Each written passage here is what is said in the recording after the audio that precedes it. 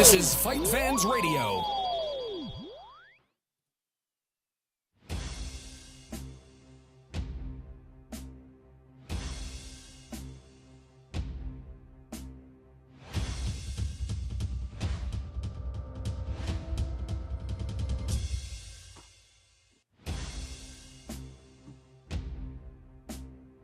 Cut the music.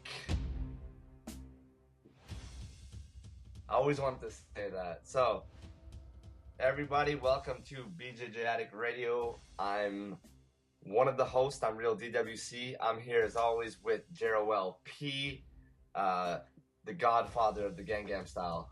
Oppa Gangnam Style.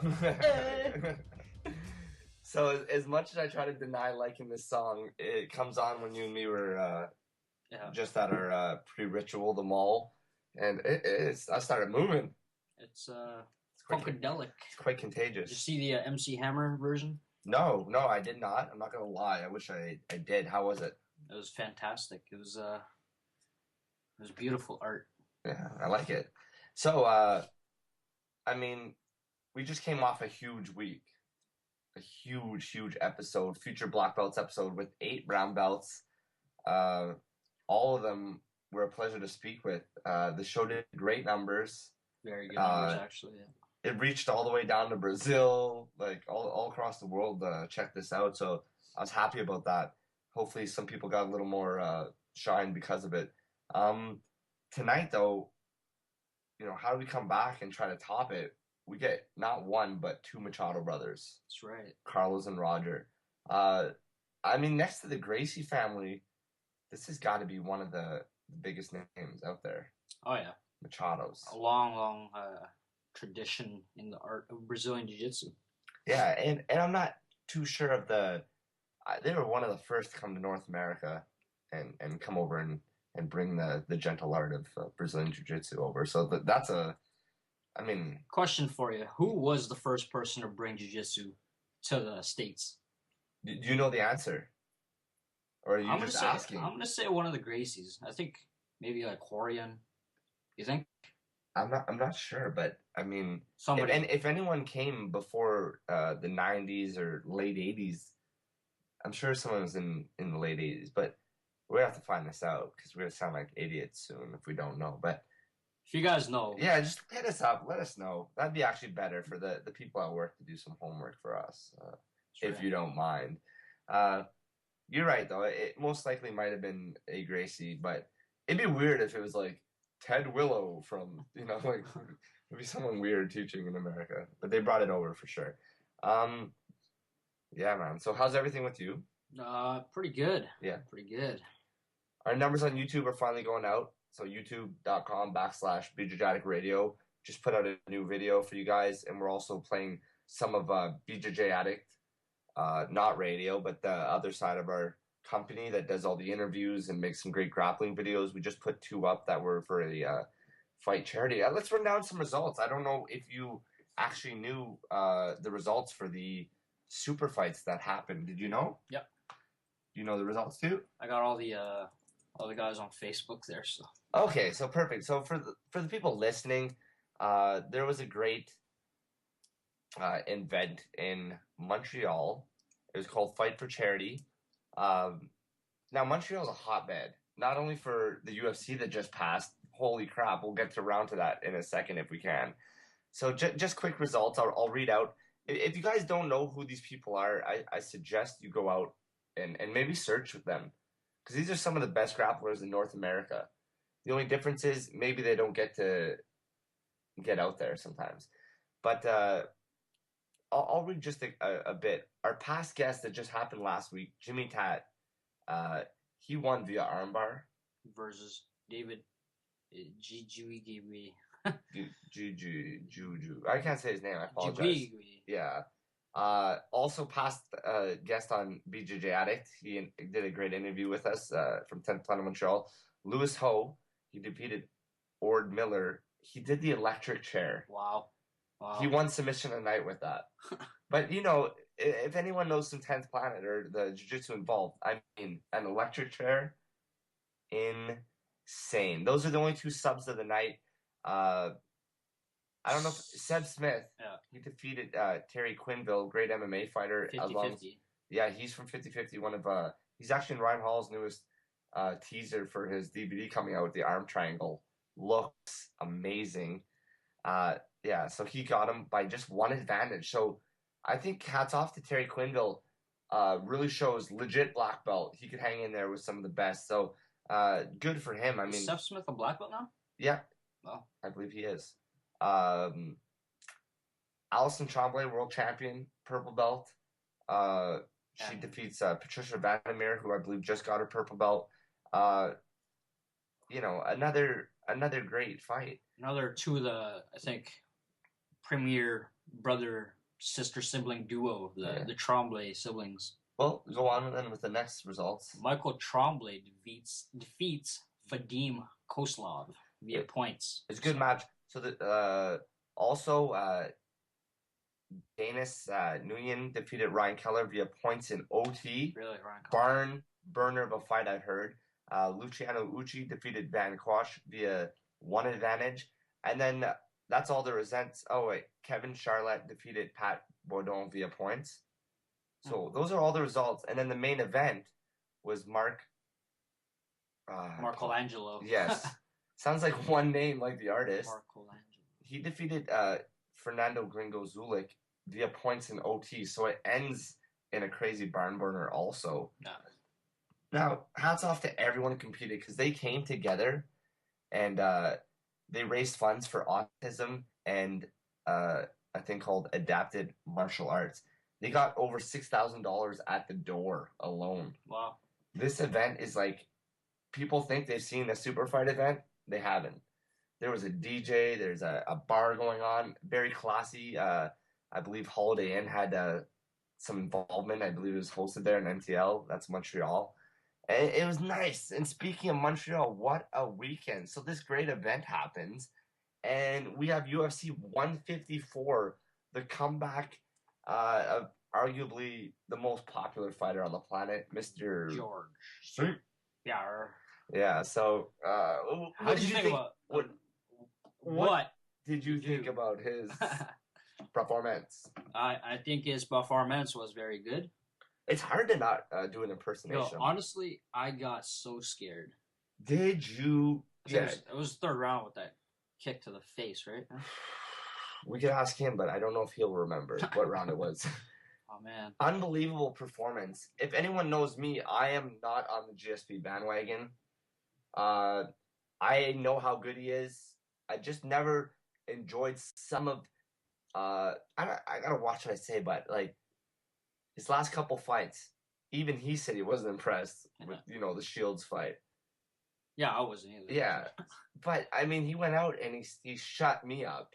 Yeah. Because I don't care if he finished that fight. So I guess he wasn't lying when he said, I'm better than, He was before. Yeah. And he wasn't arguing. At the time, he does say a lot, like, this guy's my hardest test. Yeah. And I believe it. But looking back, Looking back, I think they weren't as big as a challenge as Carlos Condit really was. I think all his fights are getting harder, right? Well, there's no more really, like, it's not a weak division. It never was, but now I think it's even stronger.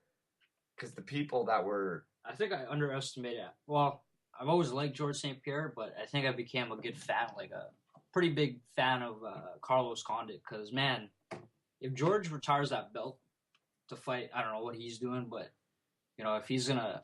I think Carlos could be in the running for that belt. Condit, again. I think so. Well, you always got to watch out for a dangerous striker like Johnny Hendricks. Yeah. Yeah, I didn't think it was right for him to call... yeah, of course not. But whatever. His beard thinks it was. Yeah. I don't know why I dissed him for no reason. I don't know him. I don't mind his fights, actually. Yeah. But, you got him. You got Damian Maia at 170, getting back to subs. He already fought Anderson, so... Man, imagine a super fight with Damian Maia and GSP. It's not that far off in my head. I'd say one or two more fights. If I was the matchmaker, I'd make it happen, but I'm very biased. I love Damian Maia. Money, right? Yeah. Do you think he'll sell a fight, though? Damian Maia? I mean, they could put together a pretty good GSP, promo. anytime he fights, he's going to sell out, right? Yeah. With You don't want a one-sided fight. Like when I watched this, it had a prime time, and I started thinking, man, maybe Carlos can do this. Yeah. I was watching oh man, do we even bring it up? Man, like he had Kyle Terra helping him for his jiu-jitsu. Yeah, Kyle Terra. I thought it was awesome. I don't know if everyone heard the news, but Kyle Terra got canned. Yeah, he kind of got, I don't know, got kicked Dishonest. out, disowned. Yeah. From Gracie Fight Team. I wonder what he's gonna do. He's probably gonna open up his own. He already has his own academy. Exactly, he has his own academy. Yeah, but you're team. Yeah, I heard some people. I'm not gonna give my take on it. It doesn't really matter. I just was putting it out there. You know, people are like, join Autos. Yeah, I was just gonna say Autos. You know, or you know, imagine like people are asking for him to team up with Jeff Glover, and they make their own little kind of like a Autos team. Yeah. But you know, if that happened, as a fan, I'd be like, holy shit. Yeah. Him and Glover together. You know, but Glover's you know, I don't think he'll leave the Paragon banner, but you know, if it was still under Paragon somehow, and him and Kyle Terra could work together, I mean, I'd be down to see those two. Oh yeah. Open up a team. Oh my god. Especially with their weight category, it'd benefit smaller guys, I think. Yeah. Speaking of that, how important is it, you think, for jiu-jitsu, you know, to be taught for a smaller guy, like certain styles? Like, do you think a big person could get the point across to a smaller guy? Oh, I think so. Hello? Yes, this is Carlos Machado calling from Dallas, Texas to BJJ Addict. How are you guys doing? Pretty good. How are that you? Was the best start we've ever had someone call in. Carlos, thank you very much for taking time. I'm sure your schedule is very hectic. No, not a problem. Is everything okay? Or it is excellent. You sound great. Thank you for coming on, and it's an honor for us to be speaking to you right now. Likewise. Now, I have a quick question. Am I supposed to be on Skype, or this is a phone conversation? This is fine if you don't mind talking on this. It sounds crystal clear on here, so if you don't mind, this is perfect.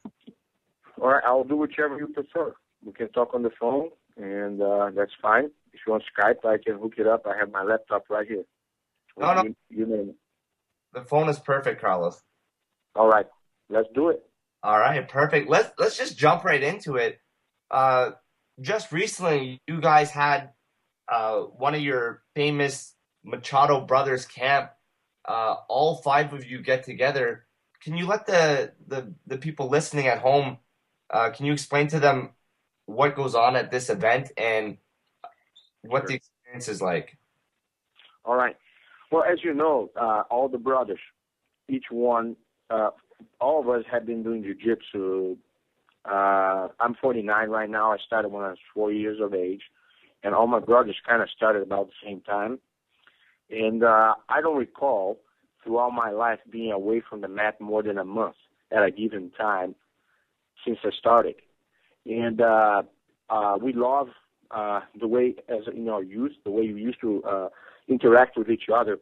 Even if we didn't have mats, we'd move the coffee table out of the way and just play on the carpet. Or we had the in Brazil canvas that we put on the grass, and that was all we needed to get to work. So it was kind of like a lifestyle to a degree that it's hard to imagine because it was like a 24/7 thing. And it was not done to burn you out. It's just the love of it, and we still do. I just finished working out this morning with my nephew, Jean Machado, and, a purple belt, and several of my higher-ranked students. And we still have fun rolling, sweating, and researching and studying. So when you put together that amount of experience, you know, somebody that has over 45 years of ongoing training in jiu-jitsu with another guy that has plus 40 years and so on, it adds up a lot of mat time. And it's funny because you can see each of the brothers teaching the same technique, but each have a certain twist or detail or unique way that they do that same technique. And so when you get to camp, I started teaching the first day on a Friday.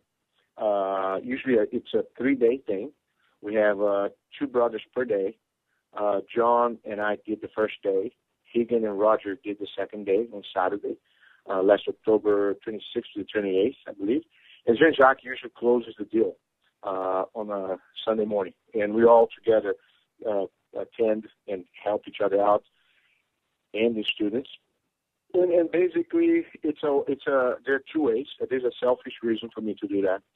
I don't get the luxury of getting to see all my brothers at a given time, all in one shot. You know, like usually I see one here, another one there, because the nature of our business, traveling, doing things, and our projects, and the growth of our businesses. So time becomes a commodity.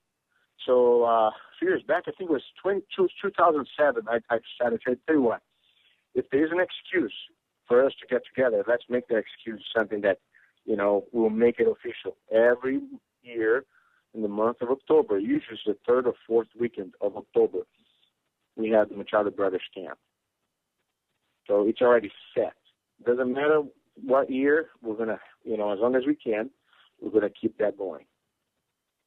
And, my brother Higan has such a following of all the guys that he comes along and teaches, and people he have been students of his, black belts are his, schools that are under him, and Jean-Jacques the same thing, John and Roger, each one pulling.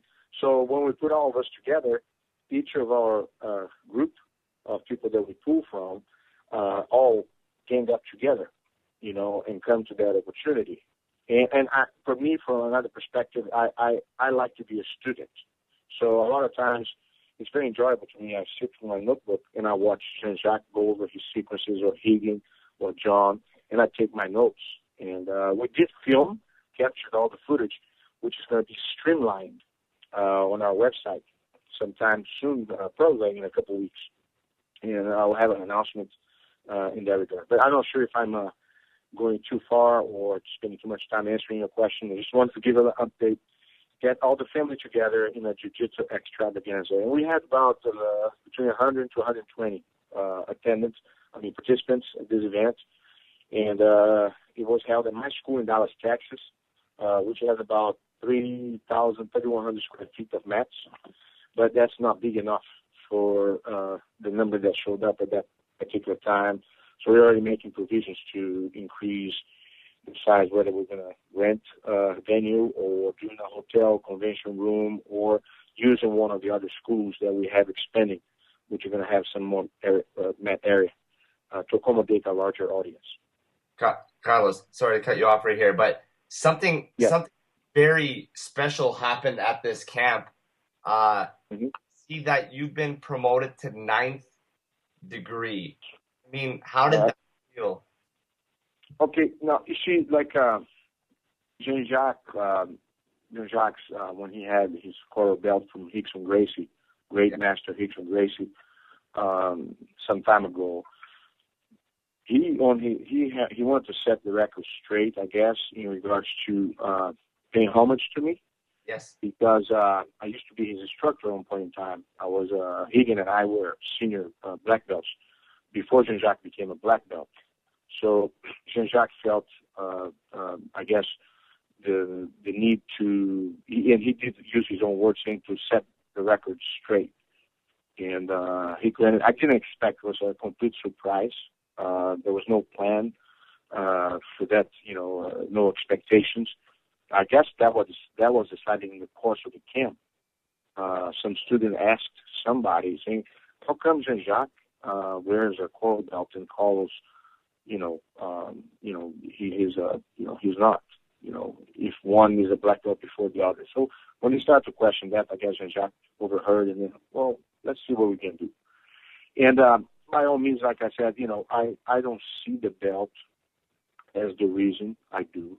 I see that there are a lot of people that have different opinions on the belt, different ranking organizations, they do in different ways. Some members of the family do in a certain way, some others follow certain organizations.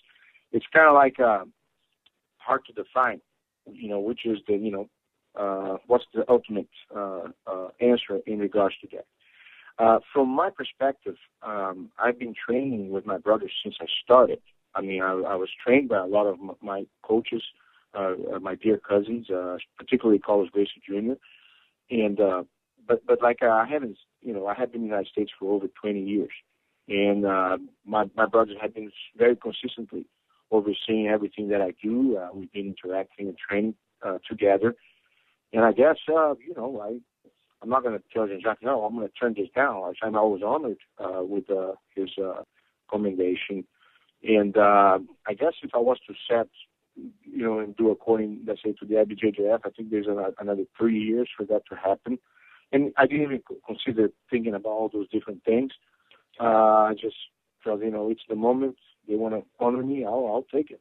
And that's it. Personally, I think it's a beautiful thing that your brothers honored you, and it doesn't matter what any organization in the world would say. I think it was a really cool thing personally. Our other host here, Jer, has a question for you. Sure.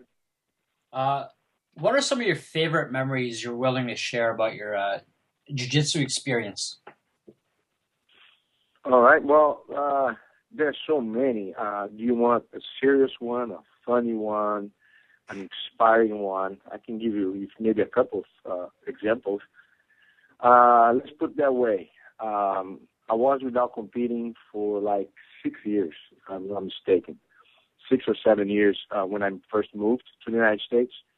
And the Pan American, I guess the first Pan American that took place in the U.S. was in 96. Was in 96. And then I guess in 97 it was in Hawaii. I went with a group of students and I said, you know what, I'm going to go ahead and do a Pan American. And I even competed in like medium heavy or whatever.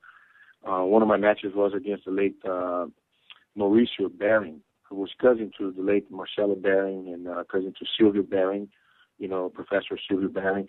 And at the time, I don't know if I had enough middleweights for my division, so I fought in that division, and I beat him by points and stuff, and it was like kind of like getting out of the rust, but then I realized, well, I got on I did it again the next year, and I won. I think it was in the Masters, if I'm not mistaken. I won the middleweight and the open class. I'm not even sure if I did the open class, but I won like several matches after not competing for a long time. And I thought, well, it doesn't matter if I won. The medal is hanging up, go back home, start working out again, with my students. And I didn't leave on the moment. The World Championships in 2000 when I won the World Masters, the weight and the open class, I had 7 matches in 3 hours.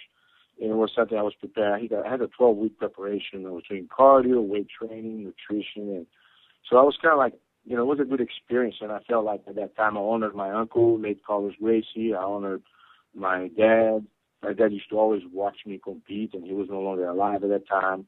So there were fond memories, but I feel the most special ones is not what happens to me. It's what happens to some students that I had.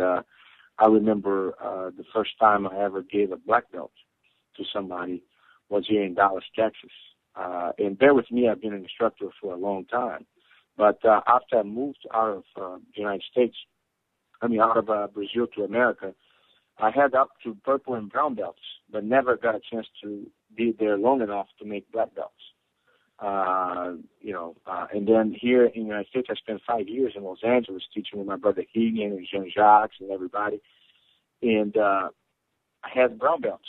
But then by the time 5 years were up, I came to Texas. And then I said, when I come here, I'm going to go ahead and stay here until I get somebody to black belt.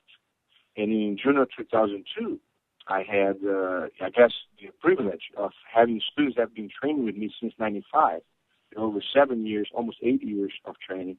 And that finally I got, 4 black belts in one shot.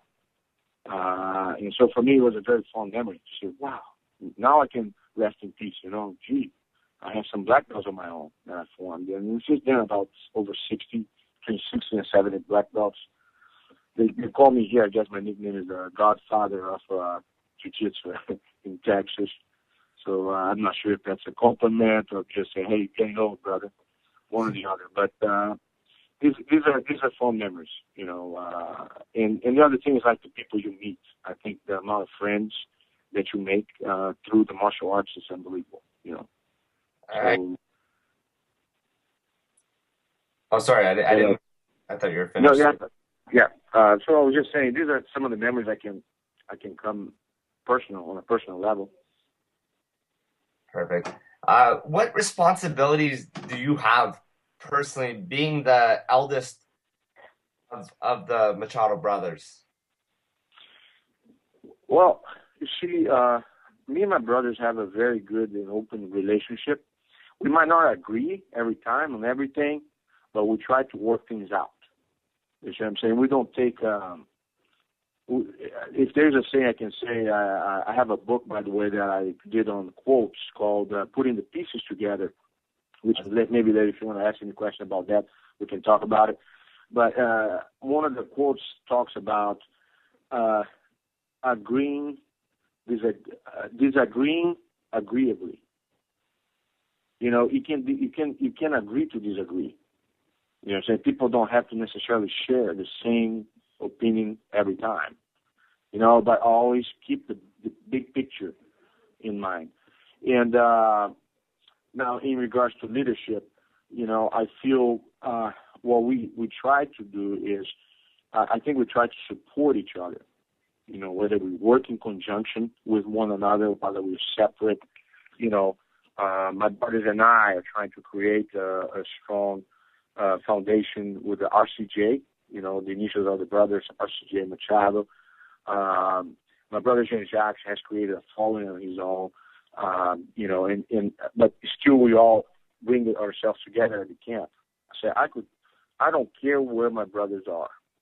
We will never stop being brothers, whether we work together or not. So it's in our best interest, I believe, as a family, to honor the memory of our fathers and forefathers in jiu-jitsu by preserving, you know, the bonds that we started with. So I think there's always a way to make things work, you know. And me being the eldest, I think I learned a lot from my brothers, you know, all the time. But I guess I came to a good place in my life where I feel if I can show or add up anything to whatever it is that they are doing, it has always been the attitude anyways between us, among us, we'll do it. We don't hold back. You know, there's no, and the other thing too is like, let's say Hagan or John become a Hollywood, a movie, you know, star, you know, all I'm saying here is like, oh gosh, I'm brother to John, I'm brother to Hagan. I don't care if my name never shows up out there. I'm so proud and honored and happy that somebody in my family accomplished something to that degree. You know, we don't have a competition who does more or who outshines more. You know what I'm saying? But I guess each of us, in our own way, we're trying to accomplish as much as we can with the opportunities that we have. Great point. Yeah, let's quickly, before we have to let you go, unfortunately, you do have DVDs out there, a book, like you said. Let the people know out there about these things and how they can get a hold of them and learn about yourself. I'm going to go here, just give a shout. If you go to the rcjshop.com, you'll find all the DVDs, all the books. Putting the Pieces Together is a quotes book with some stories and philosophy. I think it's worth a shot. Unstoppable is a DVD I did on the butterfly guard, the hook flip.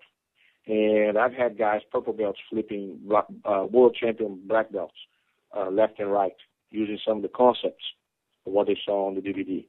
And if anybody comes to Dallas or has any interest in coming to one of the RCJ Machado Academies, go to rcjmjj.com. And we're more than glad to assist you anytime. Nice. Some last words, perhaps, to someone in a rough spot in their jiu-jitsu career, maybe thinking about giving up. What's some advice you would give to them? Well, we all go through rough spots here and there, but there's no such a thing as quitting. You know what I'm saying? Because when you think you're down, when you think there's no other way out, it's not true. It's where you're looking at.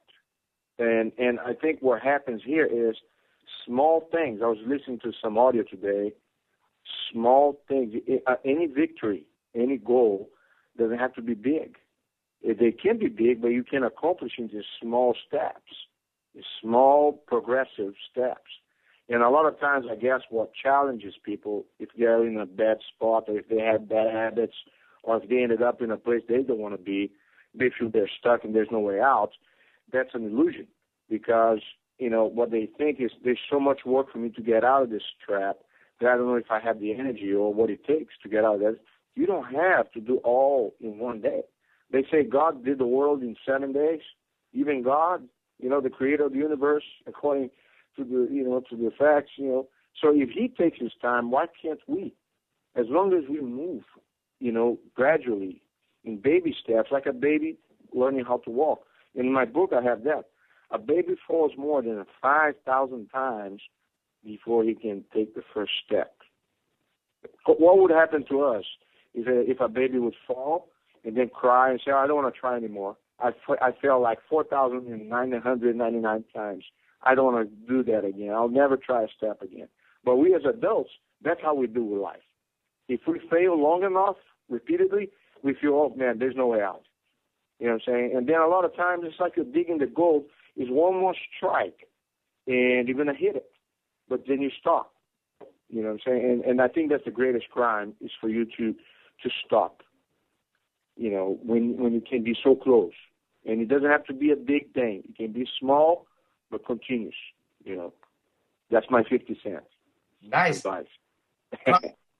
We also have your brother Roger on the line right now. He's live on BJJ Addict Radio. So welcome, Roger. Hey, thank you. Glad to be All here. All right, Roger. Long time no see. I just saw Roger a couple of days ago. Great to hear you, brother. Hey, I miss you already, brother. Likewise.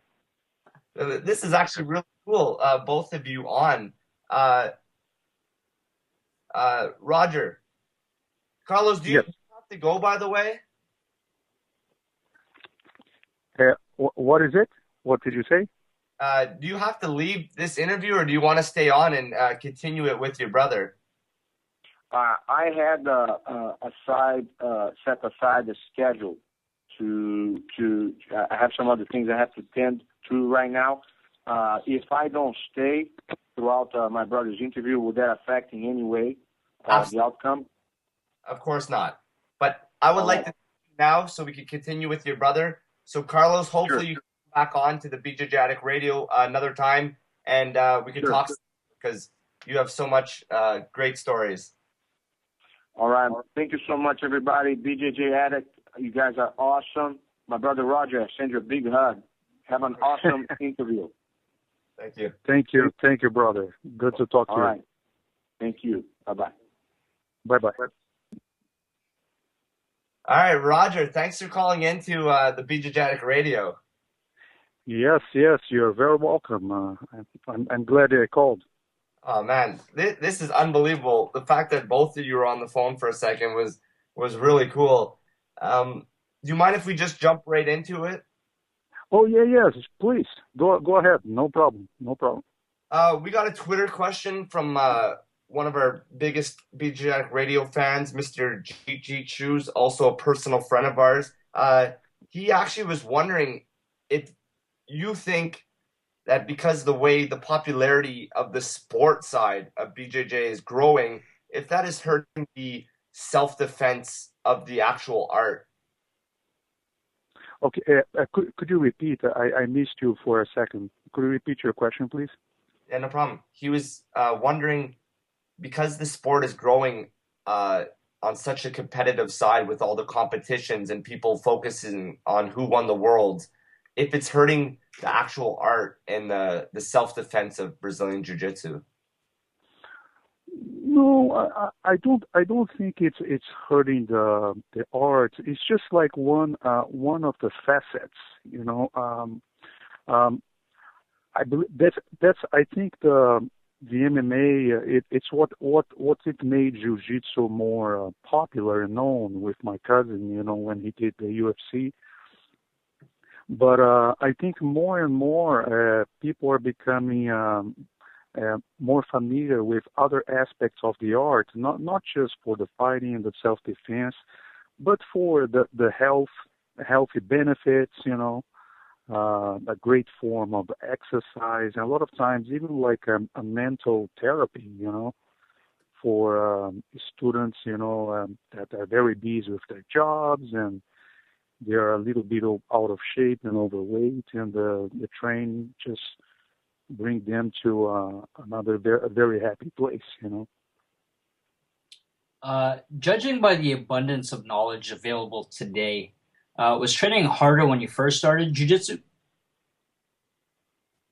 Okay, what was the question? Judging by the amount of knowledge available today, Yes. was training harder back in your day, or what do you think it's easier now to learn? No, I think jiu-jitsu nowadays, I think it's much more accessible, of course, we came from a different culture in Brazil where, that we had like a lot of hours, with the classes. The classes were like 2-3 hours long, each class, like twice a day, and we are kind of raised in that kind of environment. But here, it wouldn't work if we tried to do the same, because we wouldn't have as many students. And so with the shorter class, we have the opportunity to promote the art and give more and more people will have more access because of their own busy lives, and time management. Well put. You've been involved in jiu-jitsu and teaching it longer than most people have done anything in their life. How do you keep learning and staying up to date? Since it is such a new sport, it is constantly evolving quickly. Oh yes, and actually that's what inspires me most about my work is learning is unlimited. You never stop learning. Like every belt is like a new beginning, and that never ends because I learn on a daily basis, even from my own students. The process of teaching and observing them and answering questions. You never stop learning and evolving. And that's very inspiring about the art. How do you handle students who are extremely talented, but they don't have the right kind of attitude in training? Well, that's a good question. I think it's the teacher. It's the teacher's responsibility, to educate, your students, because there's so much more than the techniques, because the techniques themselves, they're continually evolving and progressing on a daily basis. But what gives life and positive use of those skills that you pass on to the students it's the philosophy and the principles. So it definitely should be the teacher's responsibility to address, have certain rules and regulations during the classes, and instill, positive principles within their students, so they make positive use, of their skills with each other and their own lives. Wow. What are some things about teaching the art in the early 90s compared to now? What's the difference for you? And do you find it more enjoyable then or now? Well, I feel I feel very fortunate because I don't see my work as a work. It's all fun, On my earlier years, I think I had a stronger passion, with competition or being a competitor myself with my brothers. But after a while, the competition itself didn't fulfill my heart as much.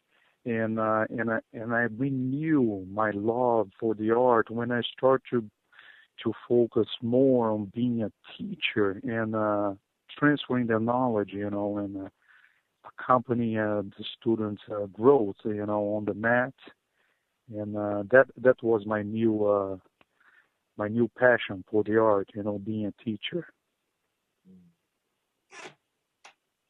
How is, as a coach or as a teacher, what are some fond memories you have?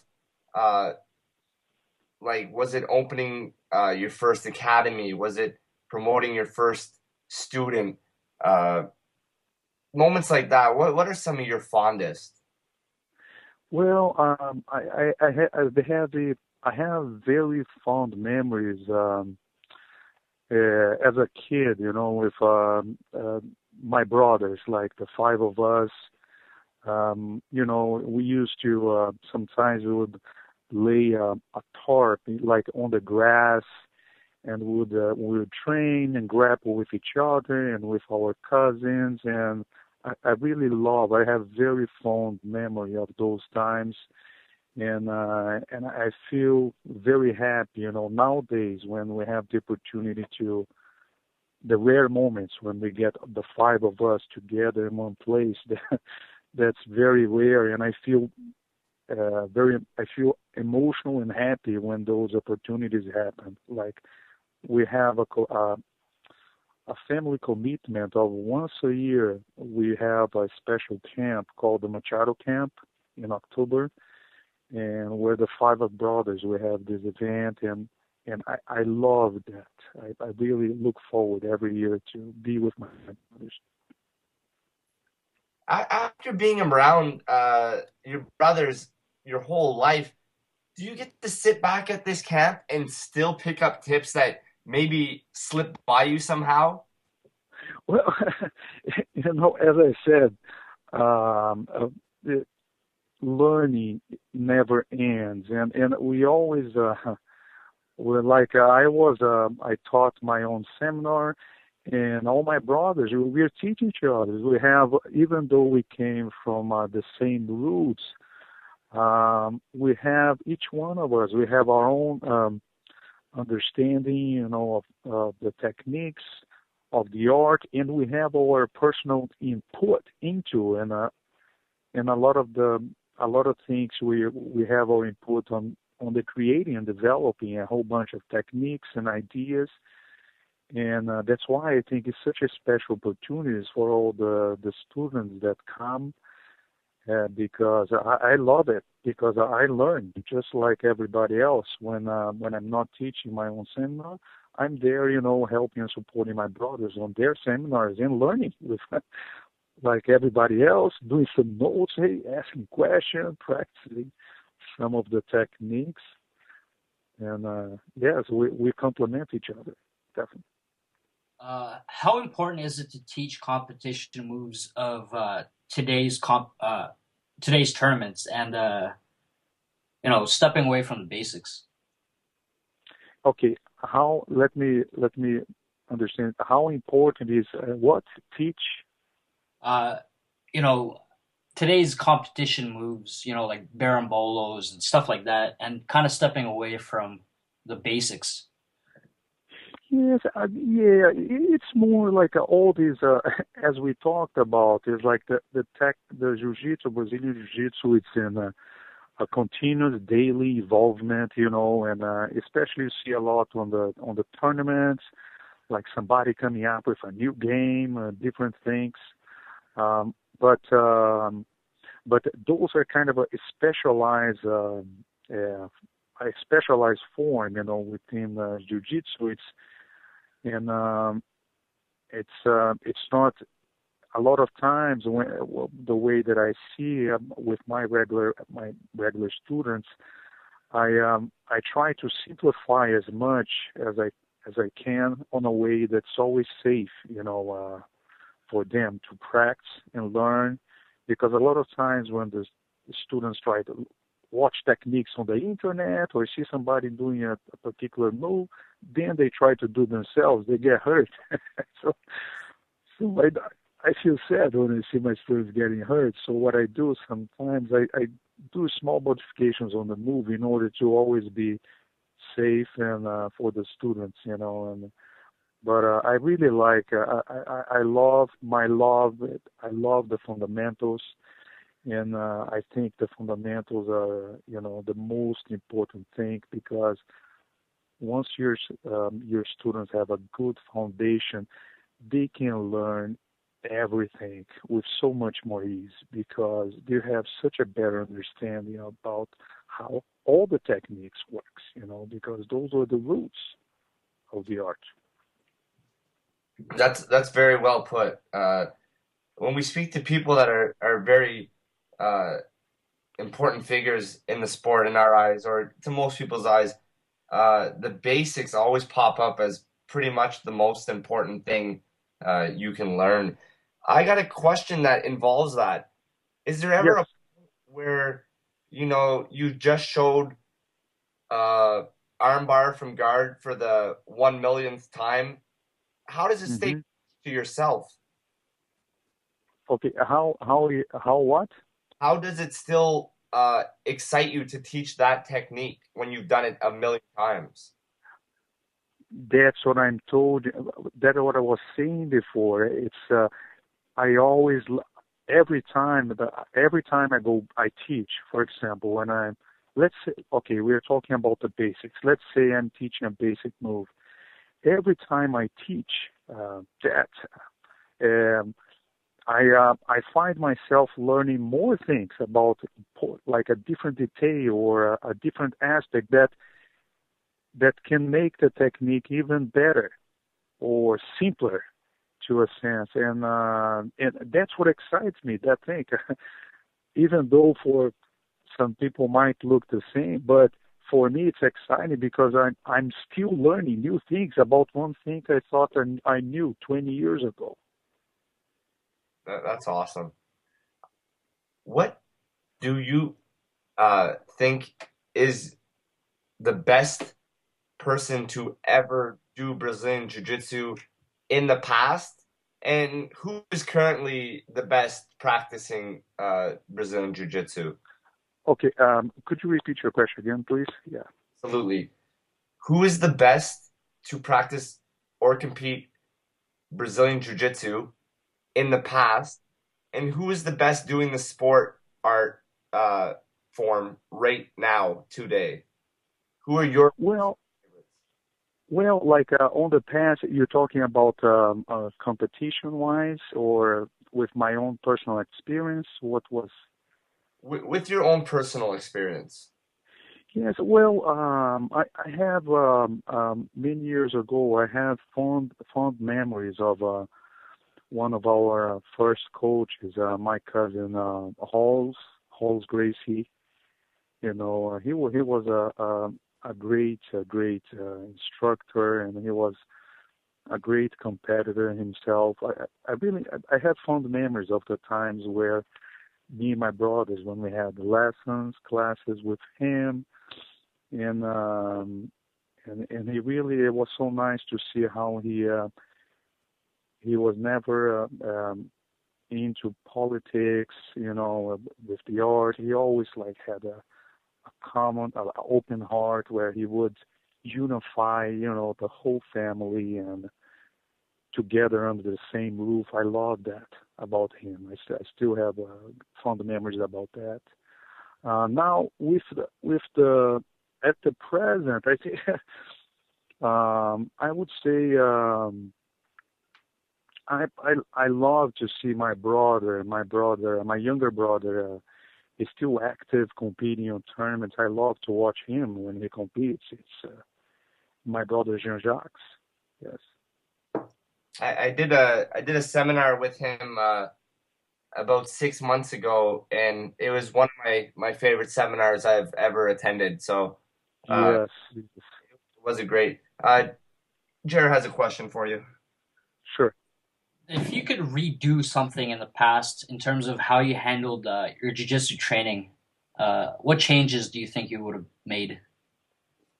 Well, I would say have more fun. I would say. On my early years, I remember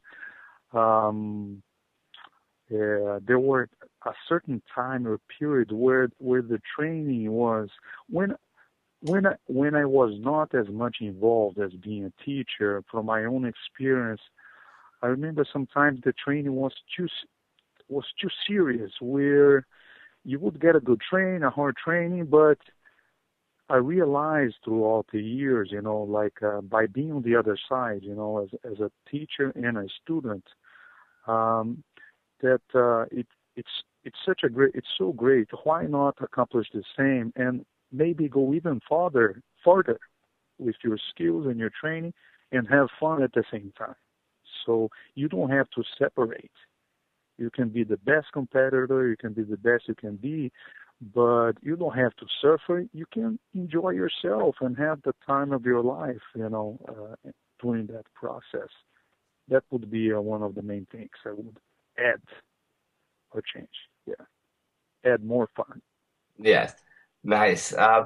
What was the most difficult belt you had to wear around your waist, and why was that such a hard moment for you?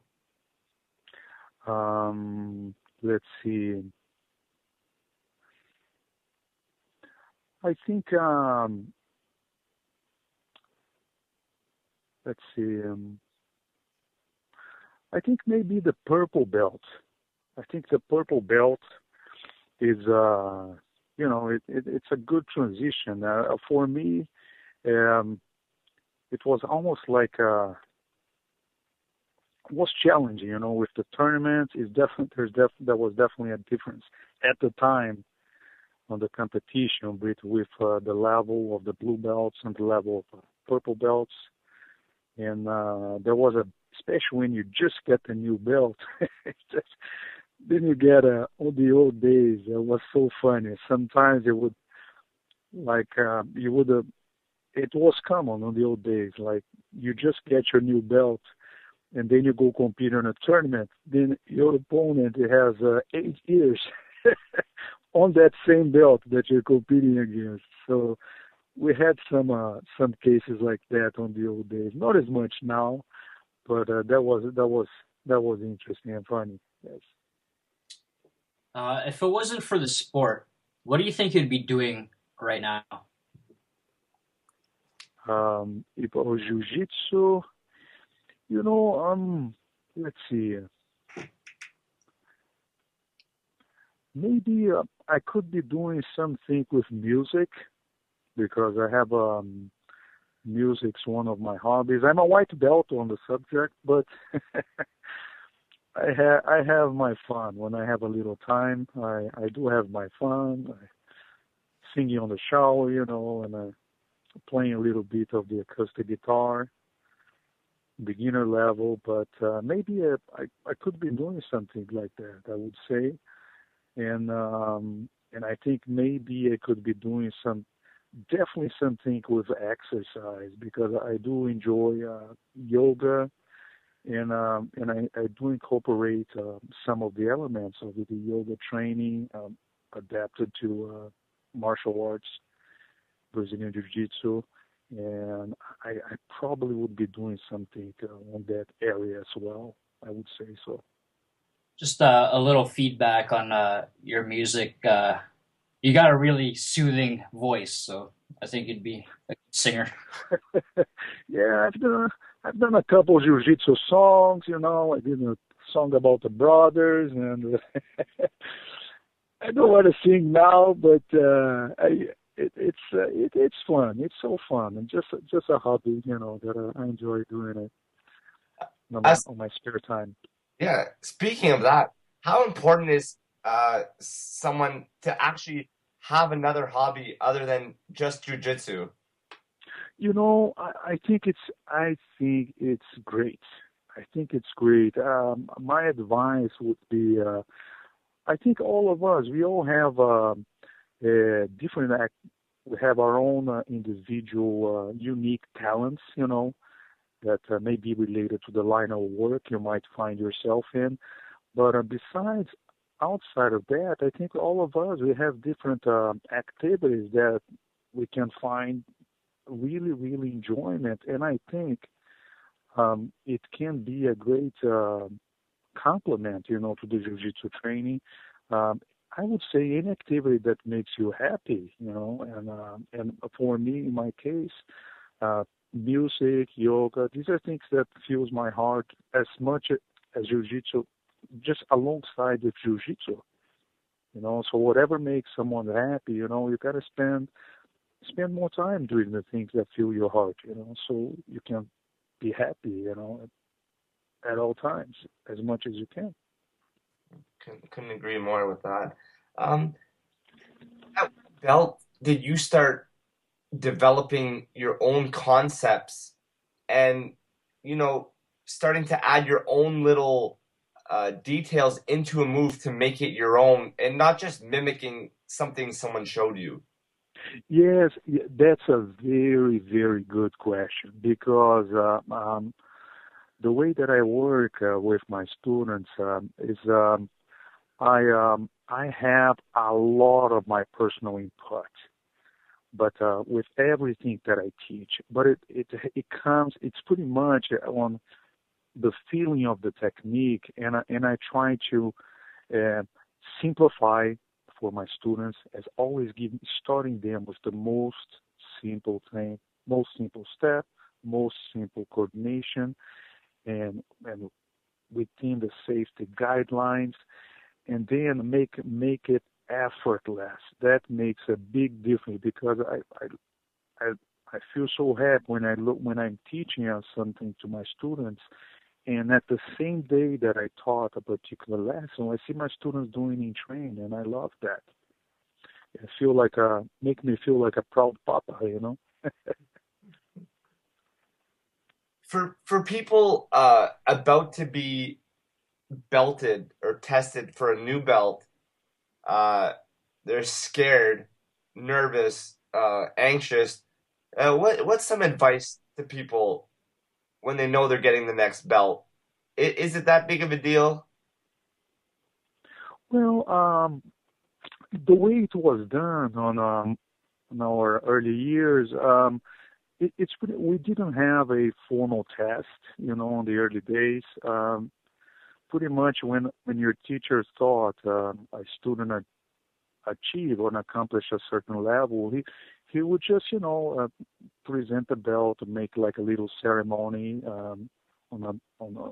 during the class, and just give the belt or a stripe to the student. But I think, but nowadays I know that some schools, they follow different systems and programs, but well, my advice would be just know what is expected, from the teacher, because I think some schools, they give you a certain number of techniques, so the students can practice and work on it. So when the test comes, they'll be okay, Absolutely. And speaking of yourself with this concept, what do you expect differently out of a blue belt student that you would out of, say, your brown belt student? What are some slight differences you would expect from them? That's a very, very good question. It's not so much. I would say, like, sometimes I like to do analogies to facilitate the understanding. I would say that the basic difference between a more advanced student and a beginner, it's not so much the number of techniques. Of course, the advanced student, he knows more techniques, but the bottom line is the efficiency of the techniques. Like the more advanced students, he'll succeed more often on the completion of the techniques that he attempt than a beginner, because they have much more mastery, and experience. That's well put. Roger, any last words you want to say to the audience listening right now before we end this wonderful interview? Well, let's see. Yes, and I think jiu-jitsu is my life. It's a way of life, and I feel so blessed and thankful for having jiu-jitsu in my life. And I think there's so many things, endless things, good things that jiu-jitsu can add to someone's lives, because I think it can help a lot of people to fulfill more their lives, because it's a martial art it's a gentle art that can be adapted to any individual, and it's something you can do your whole life, and that's how I see myself on my later years. I still want to have my gi on and be jumping on the mat and grappling with my grandkids. and I think it would be great. I definitely would recommend Brazilian Jiu-Jitsu to anyone that want to have more fun and a more fulfilled life. That was the best thing that we've heard on this radio show, I think. That's how I want to end this show, with that. So thank you very much. Hopefully you can come back on sometime and we could speak some more. Oh yes, definitely. It's been my pleasure, and you guys are doing a great job. I'm really happy with that. Thank you very much. Thank you. You are very welcome, my friend. Have a good night. Okay, thanks. See you too. All right, but before we close up the show, I'd like to give some thanks. I didn't do it at the start, to a man named Jake Burrows. I apologize if I butchered your last name. This is what I do. He's actually the man who reached out to me and said, "Hey, I could possibly get some Machado brothers on your radio show." So Jake, thank you. We've been talking back and forth via email for over a month now. So I really actually appreciate this. We wouldn't have this wonderful experience tonight. Everyone, please go visit FightFansRadio.com and BJJAddictTV.com. Subscribe to all our social media things, YouTube, Twitter, and whatnot. Appreciate everyone for listening tonight. Jeroel, thank you very much once again. Thank you. Erica behind the boards, thank you very much. And next week, guys, we're supposed to have Philip Costa. If you don't know who he is, shame on you. All right, hang tight, guys. Hang tight. Peace. Boom, boom, boom.